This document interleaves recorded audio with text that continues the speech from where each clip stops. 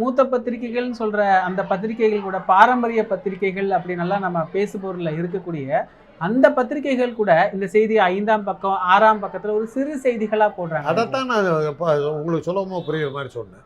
கருவாட்டை பறி கொடுத்த பாப்பாத்தி மாதிரி சொல்லவும் முடியல, கருவாடும் போயிடுச்சு. என்ன பண்ணுறது? 5ஆம் பக்கம் 6ஆம் பக்கம் போட்டு தன்னை இது ஆத்திரத்தை தீர்த்துக்கிறாங்க. என்ன பண்ணுறது? அதுலேயே தெரியுது இல்லை அது உண்மைதான். என்றைக்கு அந்த செய்தி 5ஆம் பக்கத்துக்கு இவங்க உள்ளே போய் தள்ளுறாங்களோ என்ன பண்ணுறதுன்னு தெரியல. முழுக்க முழுக்க அவுத்து போட்டாச்சு. நிர்வாணமாக நிற்கிறேன். என்ன பண்ணுறது? மறைக்கிறதுக்கு உங்கள் கையில் சோப்பு டப்பா கூட இல்லை.